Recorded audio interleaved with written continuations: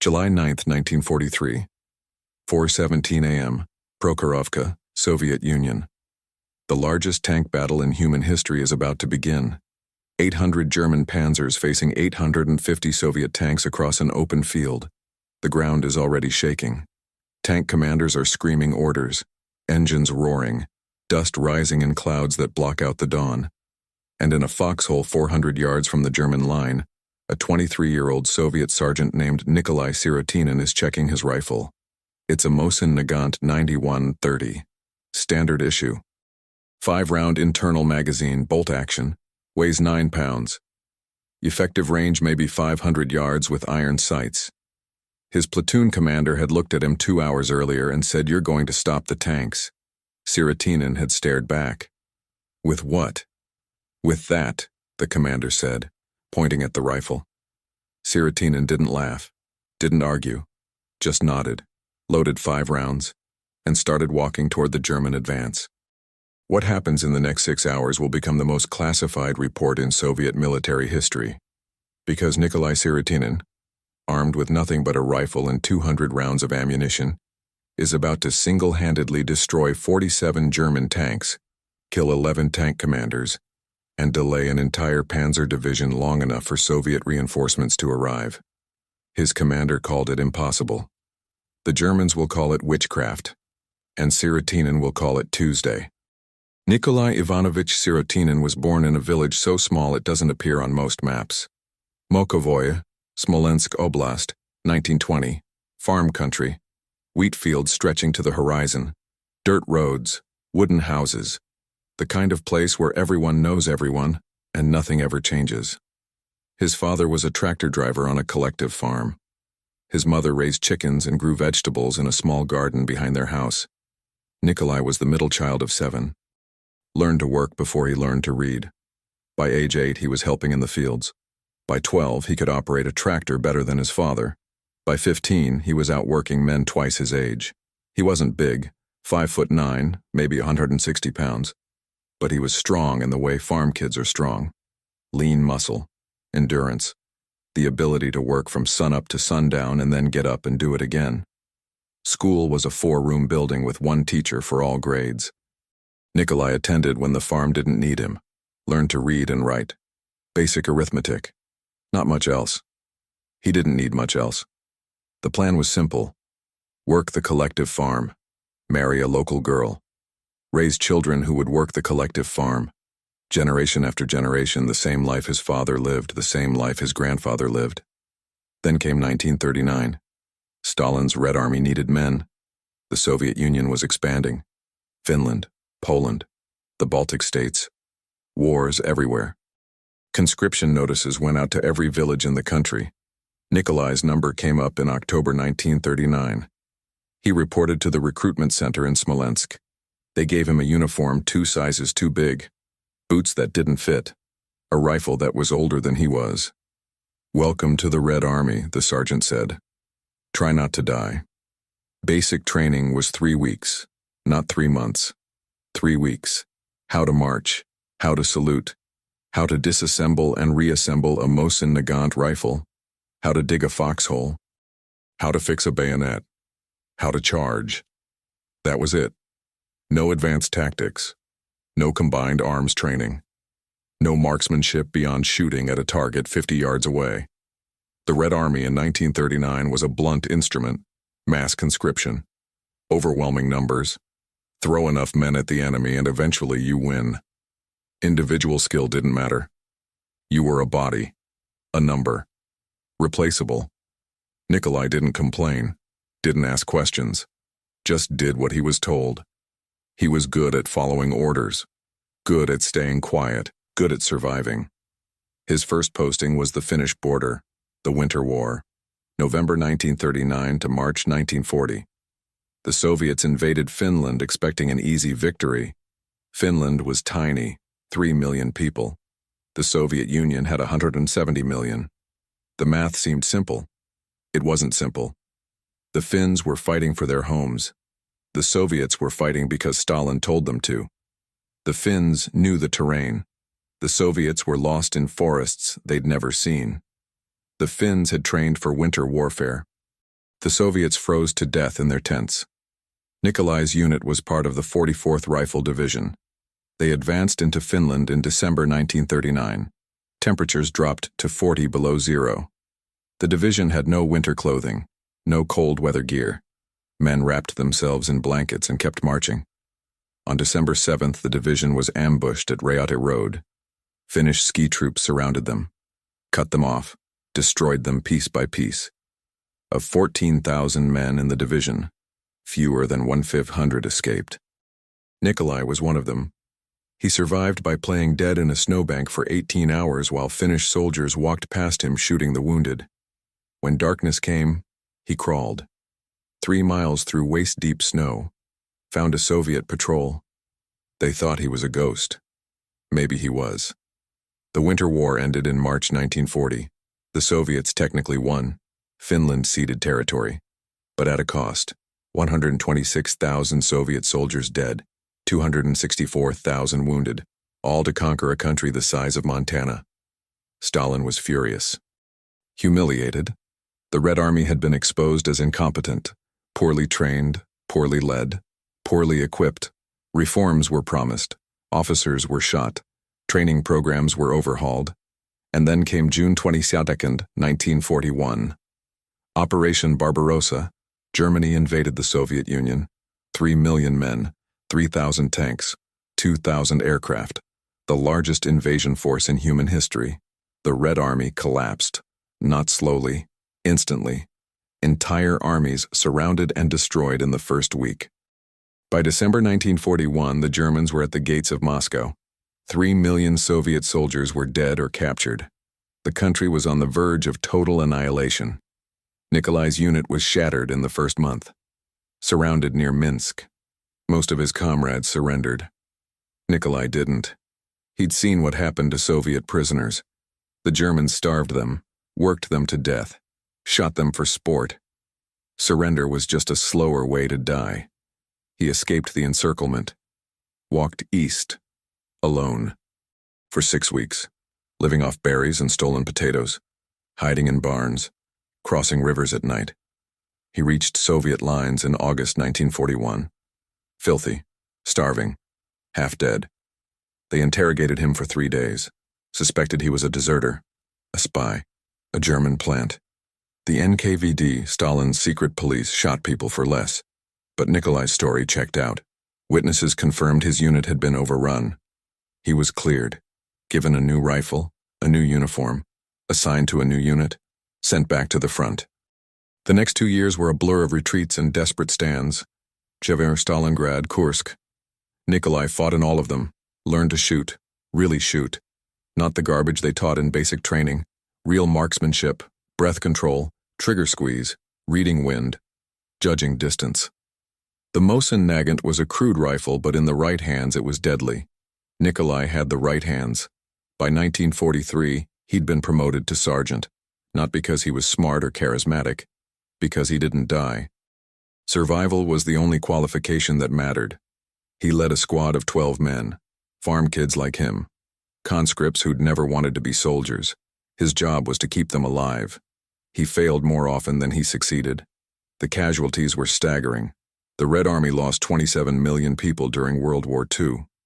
Military and civilian, 27 million. 1 out of every 7 Soviet citizens, dead. The odds of surviving the war as a Soviet soldier were worse than a coin flip. Nikolai beat the odds. For 4 years, through the worst fighting in human history, and then came Prokhorovka. July 1943, the Battle of Kursk. The Germans launched one last massive offensive, trying to encircle and destroy Soviet forces in a salient near Kursk. If they succeeded, they might still win the war in the east. If they failed, Germany was finished. Everything depended on Prokhorovka. The German plan was simple. Punch through Soviet lines with overwhelming armored force, panzers, Tiger tanks, Panther tanks. The best armor in the world, supported by infantry, supported by Luftwaffe dive bombers. A blitzkrieg, fast, brutal, unstoppable. The Soviets knew it was coming. Stavka, Soviet High Command, ordered every available tank to Prokhorovka. They would meet the German offensive head-on, tank against tank, the biggest armored clash in history. Nikolai's unit was not part of the tank battle. They were infantry, expendable. Their orders were to dig in along the German approach route and delay the advance, give the tanks time to get into position. "How long do we need to hold?" Nikolai asked his company commander. "As long as possible," the commander said. "That's not an answer. It's the only answer you're getting." Nikolai's squad was assigned a position on a low ridge overlooking the main road to Prokhorovka. From there they could see the German advance coming, could see the dust clouds, could hear the engines. 400 yards of open field between the ridge and the German line. No cover, no concealment, just wheat stubble and hard dirt. If the Germans decided to roll over them, there was nothing they could do. 12 men with rifles against 800 tanks. The math was not in their favor. At 4 a.m. July 9th, the German bombardment began. Artillery, mortars, rockets. The ridge exploded, dirt and shrapnel and body parts flying in every direction. Nikolai's squad huddled in their foxholes and prayed. The shelling lasted 30 minutes. When it stopped, half the squad was dead, 6 men gone, just like that. The survivors were deaf, bleeding from their ears and noses, shell-shocked. Nikolai shook them back to consciousness. "Get your rifles," he shouted. "They're coming." And they were. The German tanks rolled forward. Not all 800. A panzer company, maybe 20 tanks. Tigers and Panzer IVs, massive steel monsters with 75mm and 88mm guns. Unstoppable. Behind them, German infantry, 2 companies. Maybe 200 men. They'd sweep through the ridge, kill anything that moved, then keep advancing. Standard blitzkrieg tactics.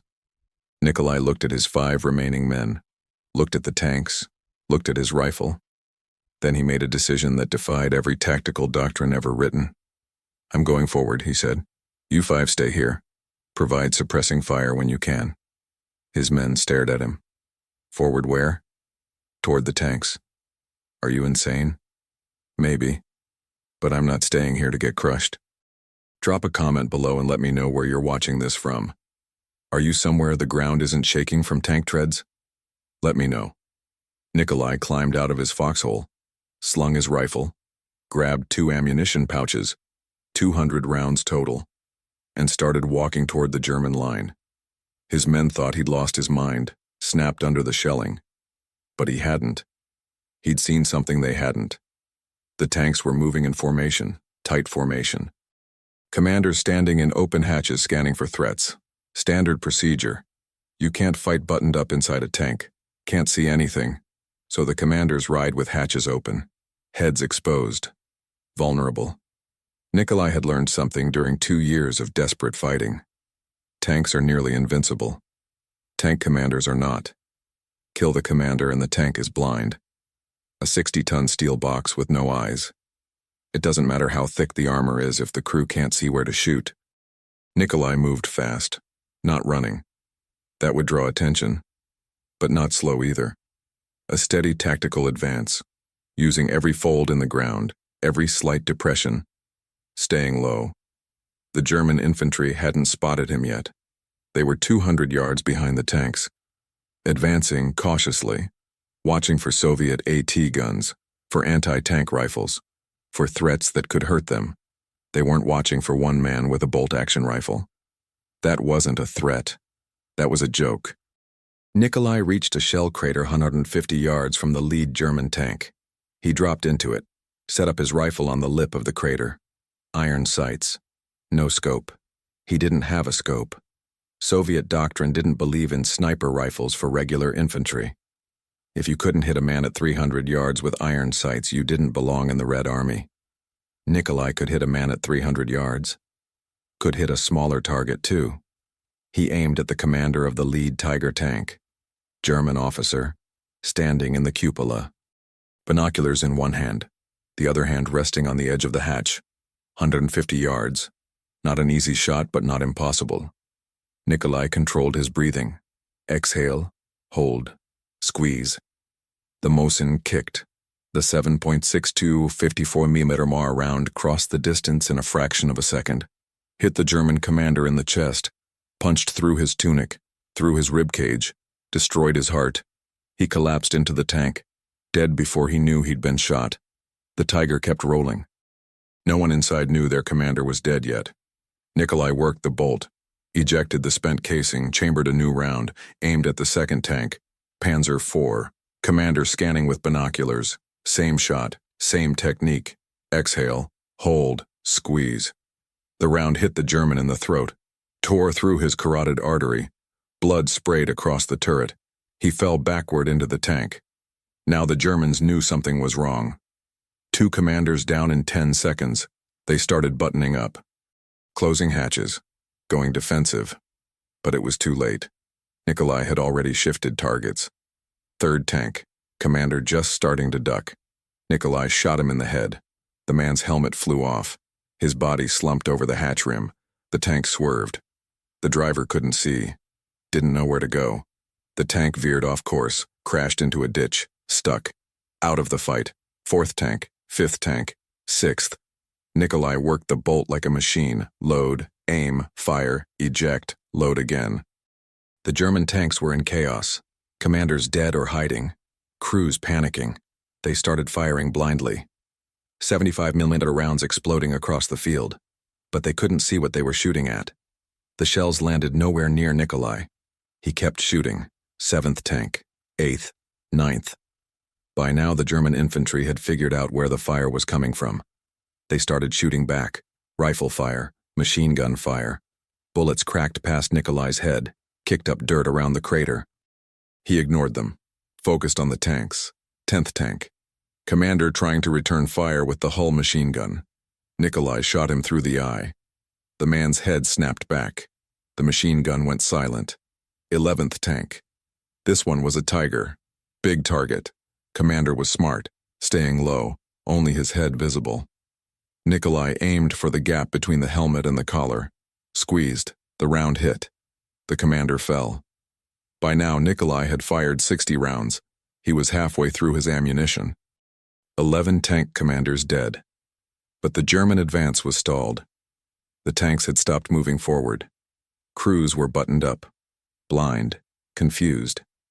The infantry was pinned down by fire from Nikolai's squad on the ridge.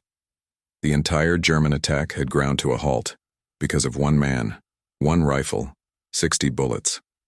Nikolai didn't stop.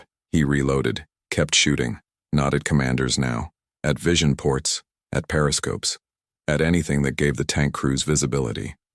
He put rounds through the narrow slits in the turrets, cracked periscopes, shattered glass, made it impossible for the Germans to see anything. 12th tank, 13th, 14th. The Germans called for artillery support. Shells started landing around Nikolai's crater, close, too close. Dirt and shrapnel rained down on him. He pressed himself flat, waited for the barrage to lift. When it stopped, he popped back up, kept shooting. 15th tank, 16th. The German infantry was advancing now, trying to overrun his position. Nikolai shifted fire, shot the lead German soldier. Then the next, then the next. 3 shots, 3 dead. The infantry hit the dirt, stopped advancing, went back to shooting from cover. Nikolai was down to 80 rounds. He'd been in the crater for 3 hours. 3 hours of continuous firing. His shoulder was bruised from the recoil. His hands were cramping. His ears were ringing so loud he couldn't hear the explosions anymore. But he kept shooting. 17th tank, 18th, 19th. The German tanks were trying to bypass him now, moving around the flanks. But they couldn't see where they were going. Buttoned up, blind. 2 of them collided with each other, tangled up, immobilized. Nikolai shot the commanders of both when they opened hatches to figure out what happened. 20th tank, 21st. By now Soviet reinforcements were arriving. T-34s, dozens of them, racing across the field to engage the Germans. The tank battle was starting. The reason Nikolai's squad had been sent to delay the advance. They'd done their job, more than done it. Nikolai had single-handedly stalled an entire panzer company for 4 hours, killed 21 tank commanders, disabled or destroyed 20 tanks, with a bolt-action rifle.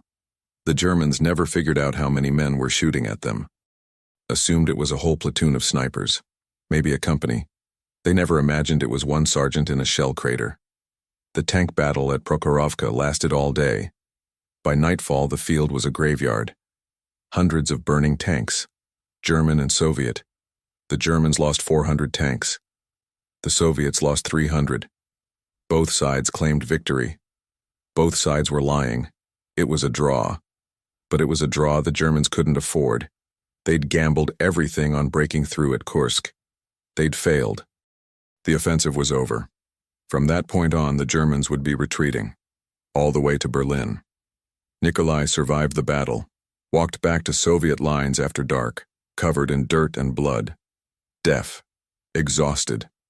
He reported to his company commander. "Mission complete," he said. The commander stared at him. "Where's your squad?" "Dead," Nikolai said. "All of them?" "5 survived. The rest are holding the ridge." The commander didn't ask for details. Didn't want to know. In the Red Army, you didn't ask questions, you just moved on to the next fight. But someone higher up noticed. A week later, Nikolai was summoned to divisional headquarters. A colonel he'd never met handed him a piece of paper. "Hero of the Soviet Union," the colonel said. "Congratulations." Nikolai looked at the paper.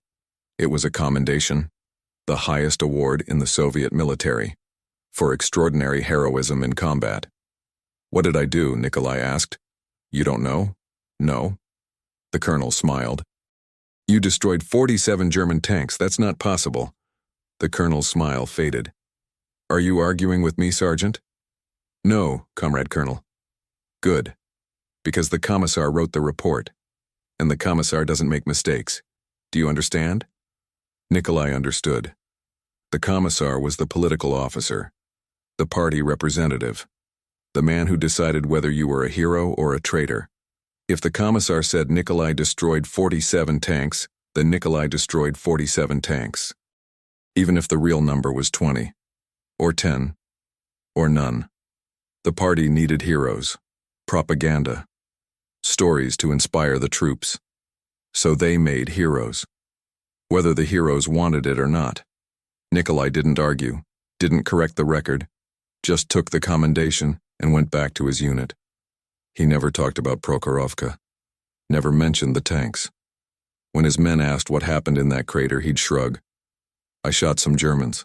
That's all." The official number, 47 tanks destroyed, came from a report filed by a commissar who wasn't at the battle. The commissar had interviewed Nikolai's surviving squadmates, asked how many tanks their sergeant had shot. They didn't know, couldn't see from the ridge. But they'd heard constant firing, seen tanks stopping, seen chaos in the German formation. So they guessed, maybe 20 tanks? The commissar wrote 47, because 47 sounded better than 20. The truth? Nikolai probably killed between 15 and 25 tank commanders. Disabled or destroyed maybe 10 tanks directly, caused chaos that led to the destruction or disabling of 20 more. The exact number doesn't matter. What matters is that one man with a rifle stopped an armored advance, held a position that should have been overrun in minutes, bought time for Soviet reinforcements to arrive, changed the outcome of the largest tank battle in history, and then never talked about it again. Nikolai fought for 2 more years, made it all the way to Berlin. April 1945. The final assault on the Reichstag. He was there. Part of the Soviet force that raised the red flag over Hitler's bunker. The war ended. Nikolai went home. Back to Mokovoye. Back to the collective farm. Back to driving tractors. His Hero of the Soviet Union medal came in the mail 6 months later. A small package, no ceremony, no fanfare. Just a medal in a box with a certificate signed by someone he'd never met. He put it in a drawer, never wore it, never displayed it. When people in the village asked about the war, he'd say, "I was a soldier." That's all. He married a local woman in 1947, a teacher. They had 3 children. Nikolai worked the collective farm until 1975, then retired. He died in 1982, age 62. Heart attack, probably related to stress from the war. 4 decades of nightmares and silence. They buried him in the village cemetery. Simple grave. Wooden cross, his name and dates carved into it. No mention of hero of the Soviet Union. No mention of Prokhorovka. No mention of the 47 tanks. His widow donated his medal to a local museum. It sat in a display case for 15 years. Dusty. Forgotten. Most visitors walked past it without stopping. In 1997, a German historian researching the Battle of Kursk found references to Sirotinin in declassified Soviet archives. The reports were fragmentary, contradictory, but they all mentioned one thing: a Soviet sergeant who'd stopped a panzer company at Prokhorovka. The historian traveled to Russia, interviewed veterans, tracked down Nikolai's family, pieced together the story. He published his findings in 2001, a small academic article in a German military history journal. No one paid attention. In 2008, a Russian filmmaker read the article, decided to make a documentary. He traveled to Mokovoy, found Nikolai's surviving children. They told him what little they knew. Dad never talked about the war, never wore his medal, never wanted recognition. The filmmaker spent 2 years researching, interviewing veterans from Nikolai's unit, cross-referencing German and Soviet records. The documentary aired on Russian television in 2010. 30 minutes long, low budget, aired once, late at night. Most people didn't see it, but some did. Veterans organizations, military historians, people who cared about these stories. They started sharing it, online forums, YouTube, social media. The story spread. In 2015, the Russian government finally acknowledged Nikolai properly. They erected a monument in Mokovoye, a statue of a soldier with a rifle, a plaque listing his accomplishments. Prokhorovka, hero of the Soviet Union, 47 tanks destroyed. The number again. Probably wrong. But it didn't matter. The monument wasn't about accuracy. It was about memory. About honoring a man who'd done something extraordinary and never asked for credit. Nikolai's grandchildren attended the unveiling. They'd never met him. He died before they were born. But they stood in front of that statue and wept, because they finally understood what their grandfather had done, what he'd survived, what he'd sacrificed, and why he'd never wanted to talk about it. The Mosin Nagant rifle Nikolai used at Prokhorovka was never recovered, probably lost during the retreat from Moscow in 1941, or maybe destroyed at Stalingrad, or maybe it's still out there, rusting in a field somewhere, buried under 80 years of dirt and history. It doesn't matter. The rifle was just a tool. Nikolai was the weapon. That's the part people don't understand. They hear 47 tanks and think it's about the rifle, about marksmanship, about technology. It's not. It's about will. About a man who looked at impossible odds and decided impossible wasn't good enough, who walked toward 800 tanks with 200 bullets and decided he'd find a way, who spent 4 hours in a shell crater getting shot at by an entire panzer division and refused to stop. That's not training. Training gets you to the crater. What happens inside the crater is something else, something you can't teach. Some men have it. Most don't. Nikolai had it. And 47 tanks, or 25, or 15, or however many it really was, paid the price. The Battle of Kursk was the turning point of the Eastern Front. After Kursk, Germany was finished. No more offensives. No more grand strategies, just a long, bloody retreat back to Berlin. And Prokhorovka was the turning point of Kursk, the place where the German advance stalled, where the panzers stopped rolling forward and started dying. Historians will tell you it was the T-34s. Soviet armor superiority, better tactics, overwhelming numbers. All of that is true, but it's not the whole truth. Because before the T-34s arrived, before the tank battle started, one sergeant with a rifle held the line. Bought the time, made the difference. His commander had called it impossible. Stop the tanks with a rifle. Impossible. But Nikolai didn't care about possible. He cared about necessary. Stopping the German advance was necessary. So he did it. With the tools he had. The way he'd been doing it for 4 years. The way Soviet soldiers did everything. With blood and grit and a refusal to accept defeat. That's the real story of the Eastern Front. Not the grand battles. Not the famous generals. Not the technical specifications of T-34s versus Tigers. The real story is sergeants like Nikolai, millions of them, doing impossible things because someone had to, fighting without glory, dying without recognition, surviving without celebration, and then going home and never talking about it. Because what was there to say? That they'd seen hell and come back? That they'd done things no human should have to do? That they'd killed men who were probably just like them, conscripts who didn't want to be there either? You don't talk about that. You bury it, deep, and hope it stays buried. Nikolai buried it for 37 years, took it to his grave. Would have stayed buried forever if a German historian hadn't gone digging. That's how most of these stories end. In silence. In graves no one visits. In history books that never get written. But this one didn't end that way. This one got told, got remembered, got a statue in a village square where children play around the base and don't understand what it means. Not yet. Maybe someday they will. Maybe someday someone will tell them about the sergeant who stopped 47 tanks. Or 25. Or 15. The number doesn't matter. What matters is that he tried. That he walked toward the guns when every instinct screamed run away. That he held the line when the line couldn't be held. That he did the impossible because his commander said it was necessary. And then he went home, drove a tractor, raised a family, lived a quiet life, and never once asked for recognition. Because heroes don't need recognition, they need the work done. And when the work is done, they go home. That's Nikolai Sirotinin. That's the man who destroyed 47 tanks with one rifle. Or didn't, depending on which report you believe. But either way, he's the man who stood in a crater for 4 hours and refused to die, refused to run, refused to accept that tanks beat rifles. Because sometimes they don't. Sometimes will beats steel. Sometimes one man makes a difference. And sometimes that difference changes history.